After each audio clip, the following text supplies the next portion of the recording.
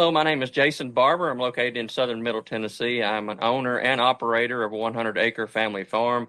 I am a sole and only self-employed operator of our farm that's been in our family since 1866.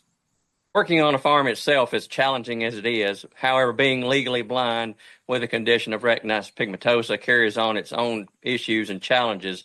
The way I've been able to cope with it and carry on the family tradition here on the farm, I've had to reach out and tap into services such as the Tennessee Agribility Program, the Tennessee Vocational Rehabilitation Services, also other programs such as the Star Center and other nonprofit organizations that's helped me out and give me the counseling and the assistance that I've needed throughout this venture to continue doing this as a self-employed, legally blind farmer.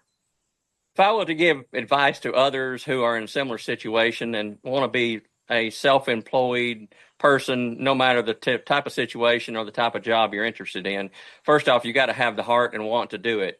If you're not into it and it's not something you can enjoy, then obviously it's going to carry on its own challenges.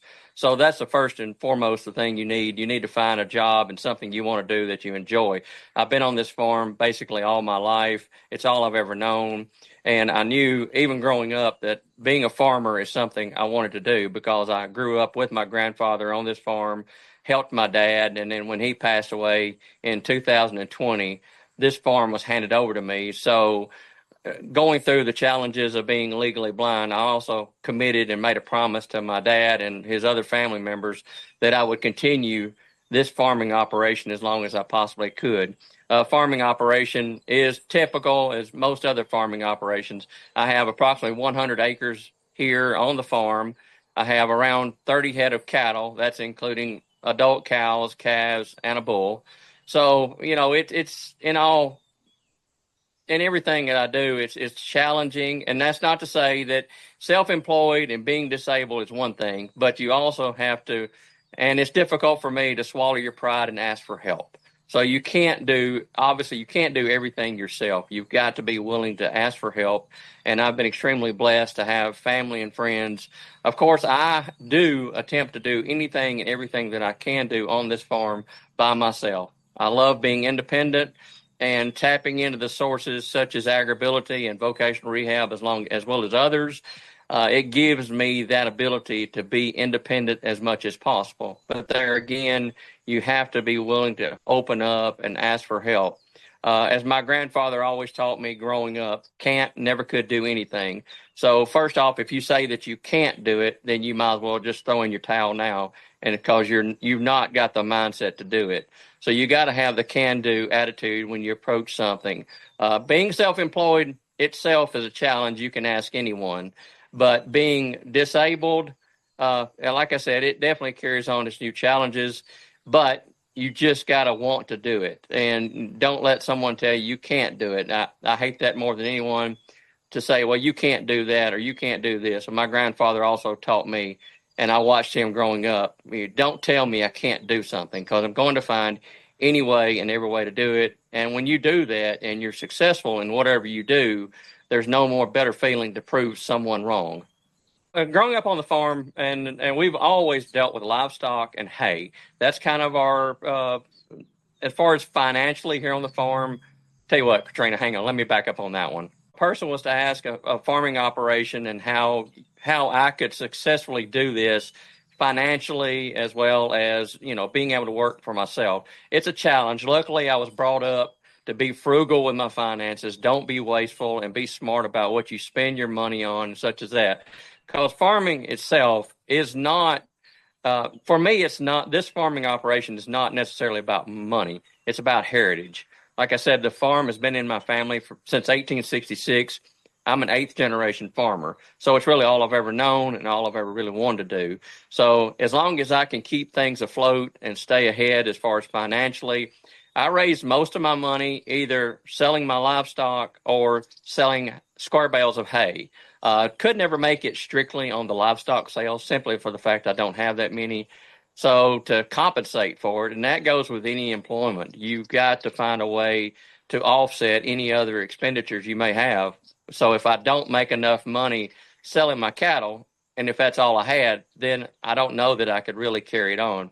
So you're always searching for that other secondhand or plan B, as some people might call it. You got to have a plan B. You got to have a backup plan. What's going on? So I'm always planning ahead. Don't ever take it on day by day, even though that's how a lot of people live. When I do my finances and when I'm calculating my expenditures and what monies I need to have, basically I'm making the money this year for next year. I always try to plan a year in advance. So this year's taken care of. I'm already planning on about what it's going to cost me to do what I need to do next year. That way you don't have any hidden expenses, which you're always going to have something come up, but you've already kind of got a business plan in the back of your head, what I need, how much it's going to take to do it, and go from there. Then you've got to figure in the backup plans, meaning something tractor-wise, maintenance, servicing. There's always something to do on the farm, building repair. That's just part of being a farmer. And that's probably that way with any self-employment that you may handle, such as construction or even just a computer tech or anything like that. There's going to be hidden expenses, and you've always got a plan for that. So don't take it for granted that you got it. And farming is also a series of averages. When I say series of averages, meaning this year may not be a good year. I may not make any money. I may lose a little money, but the next year may be a better year, and you actually may make some money. So you kind of have to consolidate everything and figure that in the next 2 or 3 years, and then average it out on how your finances may run. On a daily basis here on the farm, I try to make it to the farm, which is actually about a mile down the road from where I live. So I try to make the trek down here at least once a day or 2 or 3 times a week to check on my livestock, service my equipment, make sure everything's ready to go. That way when I need it. So it's always a challenge. And again, you just got to have a plan. If you don't have a plan, get one. And always think ahead. People that know me know that I'm a planner, and I want to try to cover all my bases before I enter into a project, whether it's working my livestock, meaning vaccinations or such as that, or going to the hayfield and just baling hay. I want to know what's going to be happening throughout the day, so I hopefully don't have any surprises. Okay. Some people ask me often, how can you do the things on the farm that you do and being legally blind or just simply can't see well, visually impaired, however you want to word it? Well, first off is you have to adapt, meaning that on this farm, I've been here all my life, and so I know it as a figure of speech. I know the farm like the back of my hand. I know about every step of it, so it's easy to do. Now, if I was on a farm that I was unfamiliar with, then that would be difficulty.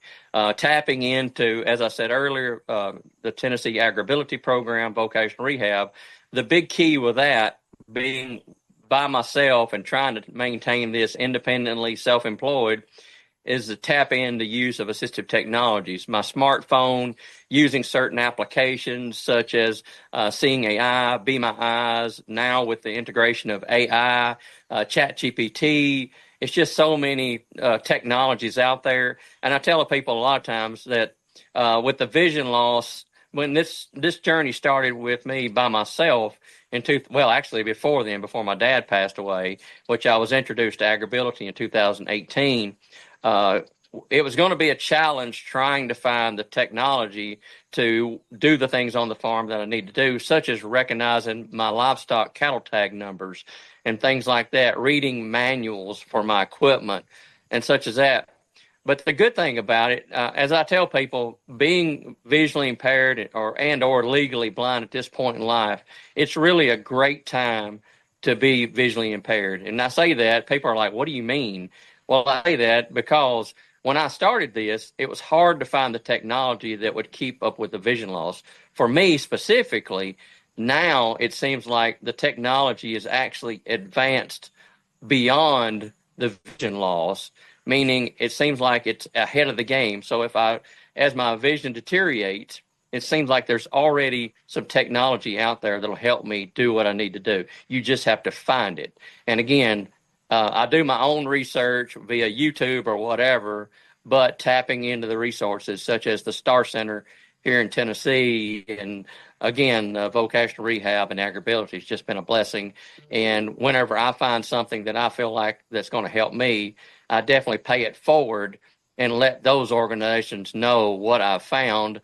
That way it could potentially help someone else in a very similar situation, not necessarily someone that wants to get into farm life, but the technologies that I use can help you on a daily basis to perform and hopefully successfully take on any task that you find and come upon.